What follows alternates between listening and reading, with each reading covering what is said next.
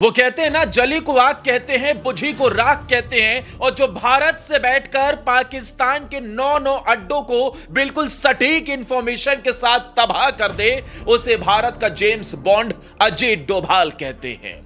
पूरे पाकिस्तान में अगर सबसे ज्यादा खौफ किसी एक नाम का है तो वो नरेंद्र मोदी का नहीं है, बल्कि भारत के एनएसए अजीत डोभाल का है। 5 फुट 4 इंच के इस व्यक्ति ने इस्लामाबाद से लेकर मुजफ्फराबाद, लाहौर से लेकर रावलपिंडी तक अपने नाम का खौफ पैदा कर रखा है। पाकिस्तान के हुक्मरान शहबाज अकेले अजीत डोभाल के सामने घुटनों पर आ जाते हैं। मसूद अजहर अगर आज ये कह रहा है कि भाई मेरे परिवार के 14 लोगों को मार दिया गया है, मैं भी मरना चाहता हूं, तो इसके खात्मे की कहानी के पीछे भी अजीत डोभाल थे। लेकिन सुन ले मसूद, तुझे भारत के एनएसए, भारत के जेम्स बॉन्ड डोभाल ऐसे नहीं मारेंगे, बल्कि तुझे तड़पाएंगे और उसके बाद फिर जहन्नुम का रास्ता दिखाएंगे। अब समझिए कैसे हर एक बड़े ऑपरेशन के पीछे इस वक्त अजीत डोभाल का नाम होता है। दोस्तों, पूरी दुनिया में अगर सबसे ज्यादा आज चर्चा है तो वो चर्चा इस बात की है, जो काम इजराइल नहीं कर पाया, जो अमेरिका अलग अलग देशों में नहीं कर पाया, जो रूस यूक्रेन में नहीं कर पाया, वो भारत ने कैसे भारत में बैठे बैठे पाकिस्तान में कर दिखाया। क्योंकि इतनी सटीक कार्रवाई तो पहले कभी देखने को नहीं मिली। हमने देखा इजराइल की तरफ से गाजा पर अटैक किया गया तो वहां भी आरोप लगे कि रिहायशी इलाकों में अटैक किया गया है। रूस यूक्रेन पर बमबारी करता है तो वहां भी ऐसी खबरें निकलकर सामने आती है। लेकिन भारत के जेम्स बॉन्ड अजीत डोभाल ही इस पूरी प्लानिंग के पीछे थे, जिन्हें पाकिस्तान में रहने का लंबा अनुभव है। और अजीत डोभाल के पास एक एक अड्डों की सटीक इंफॉर्मेशन थी। अजीत डोभाल ये तक जानते थे कि उस अड्डे को तबाह करने से पाकिस्तान को कितनी गहरी चोट लग सकती है। रणनीति अजीत डोभाल ने तय की थी, आदेश नरेंद्र मोदी का था और कार्रवाई भारतीय सेना ने कर दिखाई। तीनों ने मिलकर एक टेबल पर बैठकर पाकिस्तान के खात्मे की पूरी कहानी लिखी थी। एनएसए अजीत डोभाल ने दिल्ली से बैठकर पूरी प्लानिंग सेट की थी। एनएसए अजीत डोभाल ने दिल्ली में बैठकर पूरी प्लानिंग सेट की थी। इसके बाद आर्मी को ब्रीफिंग की गई इन अड्डों के बारे में, कैसे इन सब को एक एक कर टारगेट करना है और कैसे इस ऑपरेशन सिंदूर को अंजाम दिया जा सकता है। इसके बाद फाइनल ऑर्डर के लिए नरेंद्र मोदी के पास फाइल गई और नरेंद्र मोदी ने एक बार फिर से अजीत डोभाल पर भरोसा जताते हुए कह दिया कि आप फ्री हैंड हैं, जैसा चाहिए वैसा करिए, भारत सरकार आपके साथ है। और फिर रात 1 बजे शुरू हुआ वो ऑपरेशन, जिसकी चीखें, जिसकी गूंज अभी तक पाकिस्तान के अलग अलग शहरों में सुनाई दे रही है। लेकिन एक वक्त ऐसा था जब अजीत डोभाल पाकिस्तान में एक सीक्रेट मिशन के तहत गए हुए थे।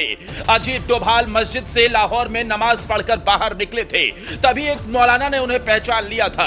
अजीत डोभाल की लाइफ का वो सबसे बड़ा इंसिडेंट था। अजीत डोभाल पूरी तरीके से फंस चुके थे।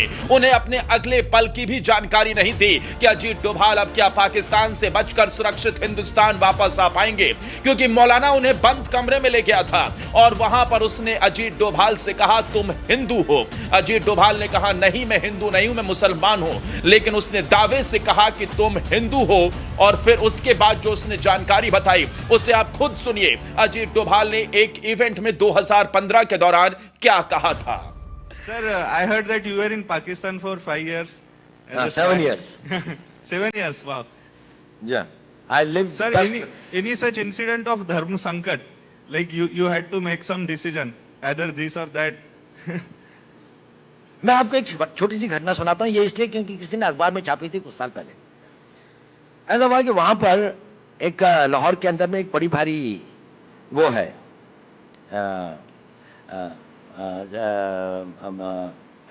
औलिया की एक मज़ार है जिस पे बहुत सारे लोग आते हैं। तो नेचुरली मैं क्योंकि एक मुस्लिम उसमें रहता था और एक उसके साथ में रहता था, तो मैं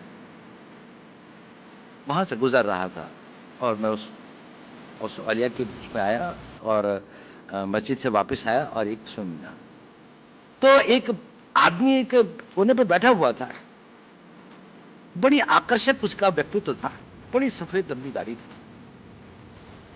उसने मुझे बुलाया,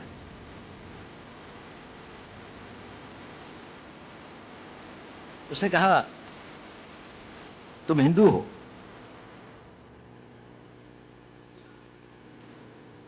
मैंने कहा नहीं।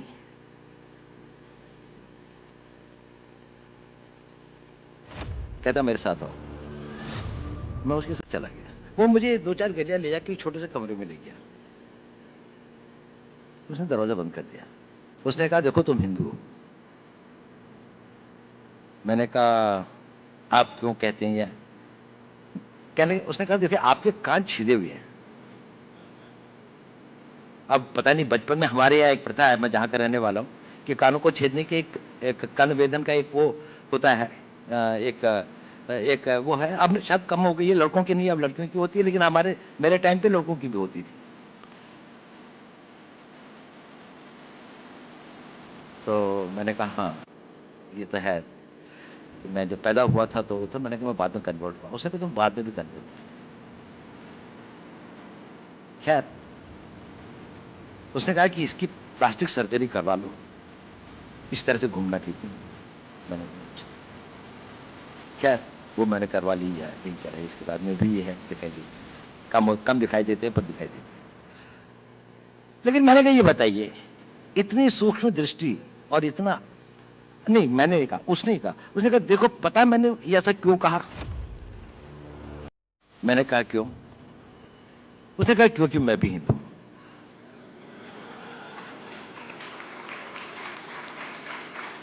और उसने कहा कि देखो मेरा सारा परिवार इन लोगों ने मार दिया था, मैं यहां पर किसी तरह से अपने दिन काट रहा हूं। मुझको बहुत खुशी होती है जब आप लोगों को देखता हूं, लेकिन मैंने भी अपना बेस बदला हुआ है। लेकिन देखो इस कमरे के अंदर, और फिर उसने एक अलमारी को, उसके अंदर में एक शिव जी की और एक दुर्गा की एक और रखी। उसे कहा देखो मैं इनकी पूजा करता हूं। लेकिन बाहर जाके मस्जिद के अंदर में सब लोग मेरे को यहाँ का एक रिस्पेक्टेड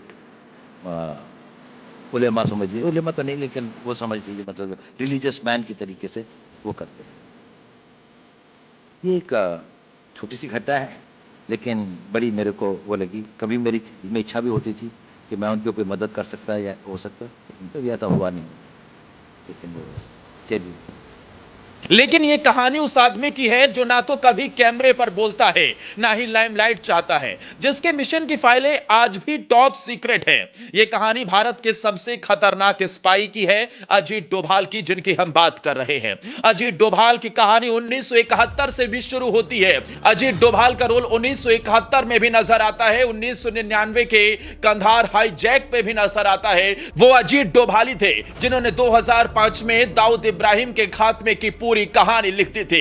इसके बाद उरी से लेकर पुलवामा अटैक की बात हो, सबका जवाब दिल्ली में बैठकर नरेंद्र मोदी ने एनएसए अजीत डोभाल के साथ प्लानिंग सेट करवाई। पाकिस्तान के एक एक ठिकानों की पूरी जानकारी अजीत डोभाल के माइंड में पूरी स्क्रिप्ट की तरह फिट है। अजीत डोभाल के बारे में कहा जाता है कि वो खुद ही कहानी भी लिखते हैं, खुद ही वो किरदार भी तय करते हैं, जगह और समय भी उन्हीं का होता है, बस एक्शन किसी और को करना होता है। अजीत डोभाल इस वक्त नरेंद्र मोदी सरकार के और भारत के सबसे बड़े गुप्त योद्धा है या पर्दे के पीछे के सबसे बड़े कलाकार है। 1971 में जब भारत और पाकिस्तान के बीच जंग छिड़ी, तब एक शख्स चुपचाप सरहद पार कर गया, ऐसी जानकारियां निकलकर सामने आती है, बिना यूनिफॉर्म, बिना पहचान और बिना किसी सुरक्षा के।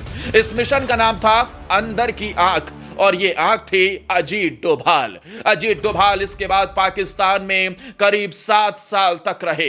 अजीत डोभाल ने इस मौके पर वहां के न्यूक्लियर वेपन की पूरी जानकारी जुटा ली थी और इंदिरा गांधी को वो एक एक जानकारी भी भेजने लगे थे।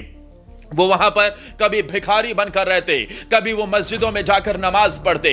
अजीत डोभाल हुलिया बदलकर 7 साल तक पाकिस्तान में छिपे रहे, वहां की एक एक जानकारी उन्होंने जुटा ली थी।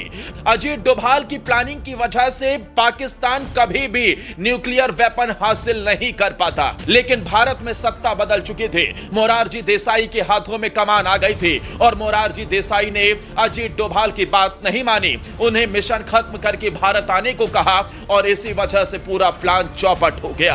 नहीं तो पाकिस्तान जो आज न्यूक्लियर अटैक की धमकी गीदड़ भपकी देता है, उसके पास वो हथियार कभी नहीं होता। अजीत डोभाल ने उसे भी नेस्ता नाबूद करने की पूरी प्लानिंग सेट कर ली थी।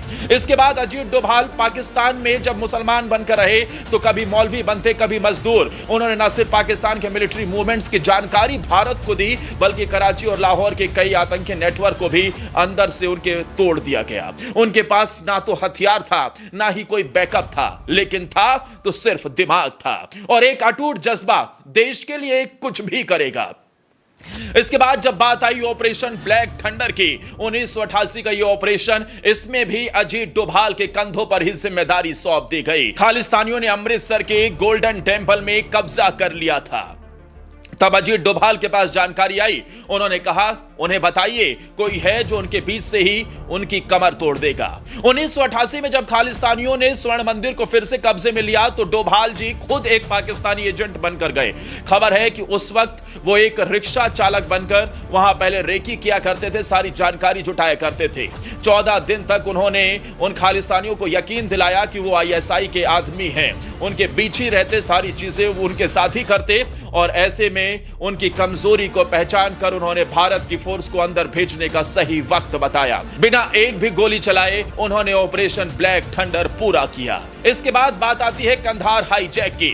1999 में इंडियन एयरलाइंस की फ्लाइट IC 814 का अपहरण कर लिया गया था। जब देश की सरकारें घबरा गई थी, तब एक शख्स था जो चुपचाप कंधार पहुंचा, बिना डर, बिना सुरक्षा के, अजीत डोभाल। अजीत डोभाल ने वहां उनके साथ नेगोशिएशन किया और आखिर में भारतीय यात्रियों को सुरक्षित उन तालिबानियों को छोड़ना पड़ा। उस वक्त अजीत डोभाल ने कहा था कि तुम्हें लगता है कि तुम जीत रहे हो, लेकिन यह मत भूलो हम वो लोग हैं जो मौत से डील करना जानते हैं।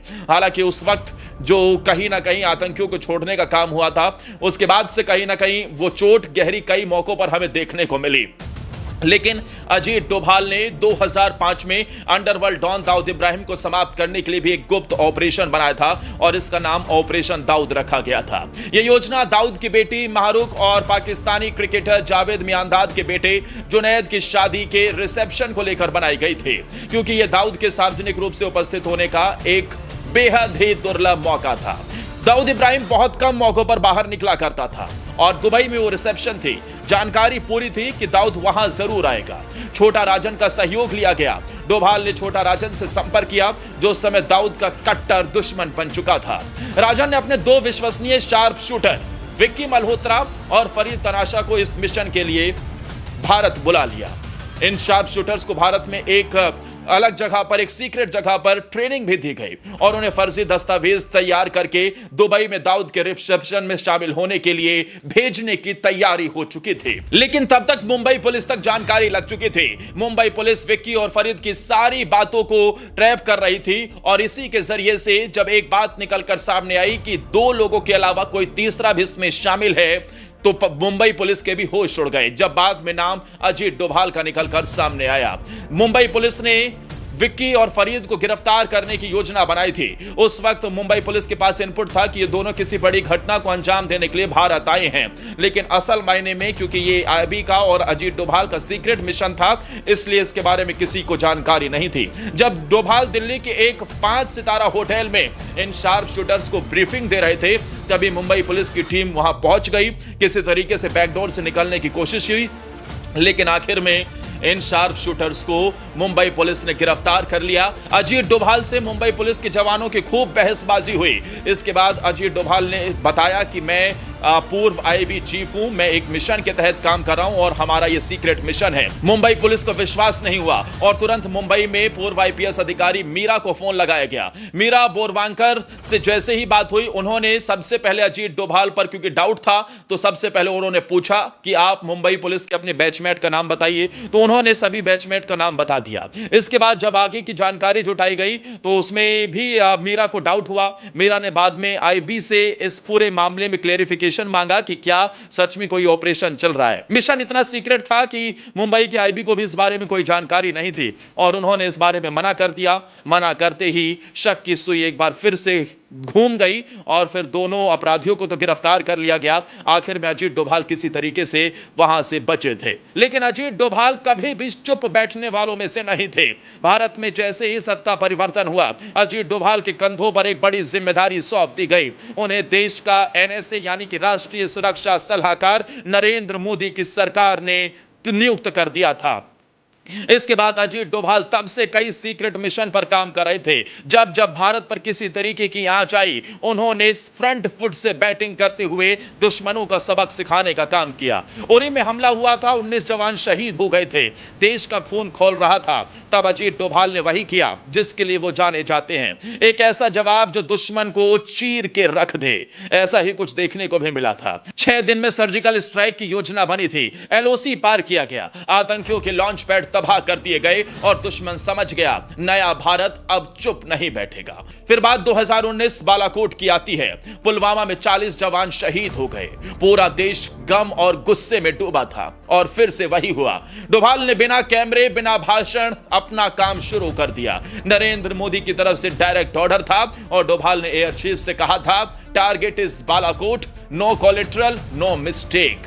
26 फरवरी को भारत ने पहली बार पाकिस्तान के अंदर घुसकर आतंकी ठिकानों को तबाह कर दिया। यह सिर्फ एयर स्ट्राइक नहीं थी, यह संदेश था कि हम माफ नहीं करते, हम भूलते नहीं। इसके बाद भारत में जब 2025 में पहलगाम अटैक हुआ, पूरा देश एक बार फिर से गम और गुस्से में डूबा था। इस बार पाकिस्तान के अड्डों को पूरी तरीके से तबाह करने की बात निकलकर सामने आई थी। नरेंद्र मोदी ने खुले मन से यह कह दिया था कि इस बार ऐसा जवाब मिलेगा जो उनकी नस्लें याद रखेंगी। रक्षा मंत्री हर मंच से कह रहे थे, जैसा भारत जवाब चाहता है वैसा ही जवाब दिया जाएगा। एनएसए अजीत डोभाल के कंधों पर एक बार फिर से जिम्मेदारी थी। पाकिस्तान सामने दुश्मन खड़ा था, सबक ऐसा सिखाना था जो उसे हमेशा के लिए याद रहे। और एनएसए अजीत डोभाल ने एक बार फिर से पाकिस्तान में अपने 7 साल के उस अनुभव का इस्तेमाल किया। उन्होंने एक एक ठिकानों को, मिलिट्री को, आर्मी को पूरी तरीके से ब्रीफ किया, हर एक जानकारी को सही तरीके से जुटाया और कैसे टारगेटेड वहां पर अटैक किया जा सकता है। किसी भी तरीके से रिहायशी इलाके पर कोई अटैक ना हो, सिर्फ उन अड्डों को तबाह किया जाए जहां से पाकिस्तान से इन आतंकियों को, इन दहशतगर्दों को भारत में एक्सपोर्ट किया जाता है। उन एक एक ठिकानों की बड़ी बारीकी से, डिटेलिंग से ब्रीफिंग दी गई। अजीत डोभाल ने जैसे ही नरेंद्र मोदी को बताया कि sir plan is ready, Narendra Modi ने कहा जैसा आप चाहें, आप रेडी हैं, आप उसे लॉन्च कर दीजिए। और फिर रातों रात शुरू हुआ वो मिशन। भारत के सामने है आतंकी मसूद अजहर भी गिड़गिड़ा रहा है, उसके परिवार के 14 लोगों का खात्मा हो गया है। इसके अलावा पाकिस्तान में भारी तबाही देखने को मिली है। एक एक लॉन्च पैड को निशाना बनाया गया है। 9 जगहों पर यह स्ट्राइक हुई है, 25 से ज्यादा मिसाइलें दागी गई और भारतीय सेना ने भारत की सरहद से ही पाकिस्तान में तांडव मचा दिया था। दोस्तों, अजीत डोभाल भारत के जेम्स बॉन्ड को लेकर आप क्या कहना चाहेंगे? अपनी राय हमें कमेंट सेक्शन में जरूर दीजिए। और क्या आप मानते हैं कि दिल्ली से बैठकर अजीत डोभाली हाफिज सईद और मसूद अजहर के भी खात्मे की पूरी कहानी लिखेंगे? अपनी राय हमें कमेंट सेक्शन में जरूर दीजिए।